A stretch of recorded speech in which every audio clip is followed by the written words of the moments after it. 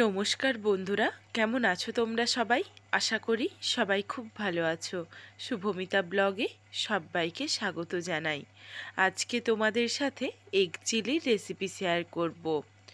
খুবই সামান্য কিছু উপকরণ দিয়ে আর 5 মিনিটের মধ্যে কিন্তু রান্নাটা করে ফেলতে পারবে। এই রেসিপিটা রুটি, পরোটা, ফ্রায়েড রাইস, লুচি এগুলোর সাথে কিন্তু খুবই ভালো যায়। রেসিপিটা কেউ স্কিপ করো না, স্কিপ করলে কিন্তু অনেক কিছু মিস করে যাবে। কখন কোন মশলার অ্যাড হলো সেটা বুঝতে পারবে না, তখন খেতে কিন্তু এতটা ভালো লাগবে না। তাহলে চলো রেসিপিটা কন্টিনিউ করতে থাকো আর রেসিপিটা দেখে নেওয়া যাক। এখানে আমি এগ চিলি বানানোর জন্য প্রথমেই 3টে ডিম সেদ্ধ করে খোসাটা ছাড়িয়ে নিয়েছি। এখানে ডিমগুলো হাফ বয়েল করলে হবে না, ডিমগুলোকে ফুল বয়েল করে নিতে হবে। আর ডিমগুলোকে ছুরিতে করে চারিদিকটা একটু কেটে নেব, যাতে ভেতর অবধি মশলাগুলো চলে যায়। অল্প অল্প করে দেখো চারি সাইডটাই আমি কেটে নিয়েছি। এখানে আমি 3টে ডিম নিয়েছি। 3টে ডিমের পরিমাণ অনুযায়ী মশলা বা সবজি পুরোটাই তোমাদের সাথে শেয়ার করব। তোমরা যদি এর থেকে বেশি ডিম নাও সেই ক্ষেত্রে তোমরা মশলা বা সবজির পরিমাণটা বাড়িয়ে বা কমিয়ে নিতে পারো। প্রত্যেক কটা ডিম আমি সমানভাবে চিড়ে নিয়েছি। এরপর একটা কড়াই বসিয়ে কড়াইয়ের মধ্যে 1 চামচ পরিমাণে সাদা তেল গরম হতে দিয়েছি। রান্নাটা কিন্তু সাদা তেলেই করতে হবে। সর্ষের তেল দিলে সর্ষের তেলের ফ্লেভারটা কিন্তু এই রান্নাটার মধ্যে একদমই ভালো লাগে না। সাদা তেলটা গরম হয়ে গেছে, এরপর দিয়ে দিলাম সামান্য একটু হলুদের গুঁড়ো, সামান্য একটু ঝালের জন্য লঙ্কার গুঁড়ো, আর দিয়ে দেব স্বাদ অনুযায়ী লবণ। এরপর নাড়াচাড়া করে ডিমগুলোকে লালচে রং ধরিয়ে ভেজে নিতে হবে। ডিমগুলোকে ভাজার সময়ও কিন্তু লো টু মিডিয়াম ফ্লেমে রেখেই ভাজতে হবে। রান্নাটা একদমই হাই ফ্লেমে করা যাবে না, তাহলে কিন্তু খেতে ভালো হবে না। সুন্দর দেখো লালচে রং ধরে গেছে, এরপর আমি ডিমগুলো তুলে রাখছি। এরপর এইটুকু তেলের মধ্যেই আমি কিছু সবজি ভেজে নেব। এখানে আমি ক্যাপসিকাম, টমেটো আর পেঁয়াজ নিয়েছি। প্রত্যেক কটা সবজিকেই কিউব করে কেটে নিয়েছি। এখানে একটা মাঝারি সাইজের ক্যাপসিকামের অর্ধেকটা অংশ রয়েছে, আর মাঝারি সাইজের একটা গোটা টমেটো রয়েছে। আর পেঁয়াজগুলোকে দেখো কিউব করে কেটেছি, কিন্তু ভেতরের অংশটা আমি রেখে দিয়েছি। শুধু ওপরের যেটুকু বড় বড় খোলা সেগুলোকে ছাড়িয়ে এই রান্নাটার মধ্যে ব্যবহার করেছি। এরপর নাড়াচাড়া করে হালকা করে সবজিগুলোকে ভেজে নিতে হবে। লো ফ্লেমে রেখে প্রায় 3 থেকে 4 মিনিট সময় ধরে আমি সবজিগুলোকে ভেজে নেব। গ্যাসের আঁচ কোনোভাবেই বাড়ানো যাবে না, তাহলে কিন্তু সবজিগুলো পুড়ে যাবে, সেই ক্ষেত্রে খেতে ভালো লাগবে না। লবণ ছাড়াই সবজিগুলোকে ভেজে নিতে হবে।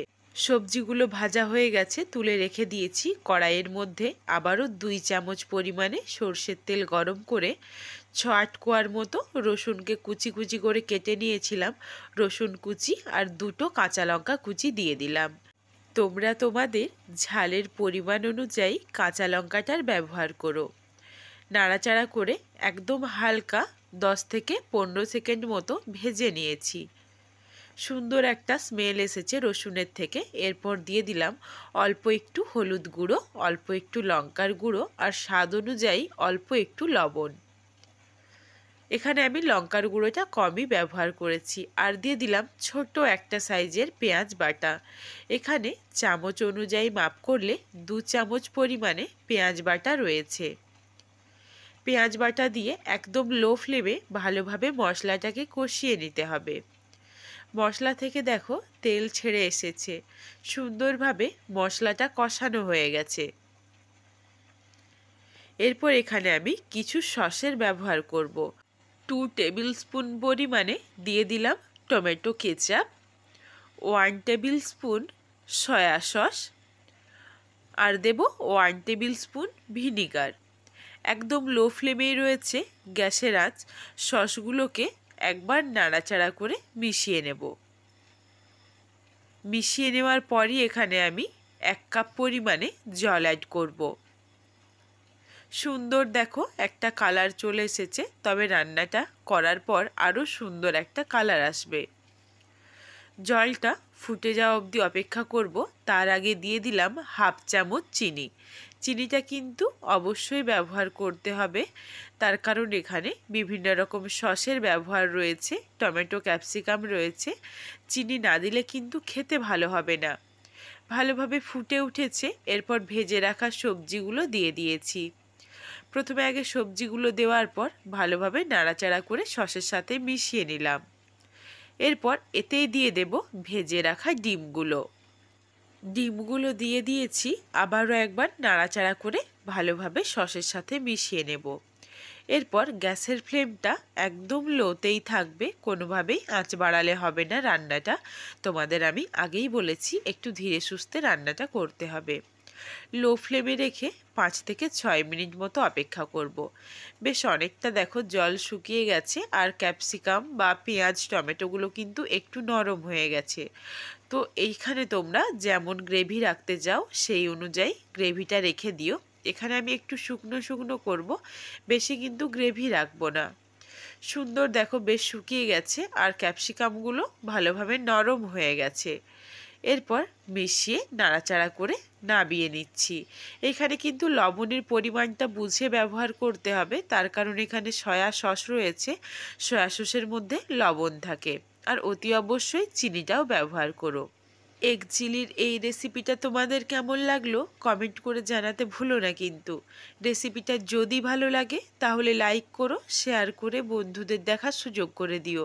তোমরা যদি এই রকম নিত্য নতুন রেসিপি আরও পেতে চাও তাহলে অবশ্যই আমার চ্যানেলটিকে সাবস্ক্রাইব করে পাশে থাকা বেলটি অন করে অল নোটিফিকেশান অন করে দিও, যাতে আমার প্রত্যেকটা রেসিপির নোটিফিকেশান সবার প্রথমে তোমাদের কাছে পৌঁছে যায়।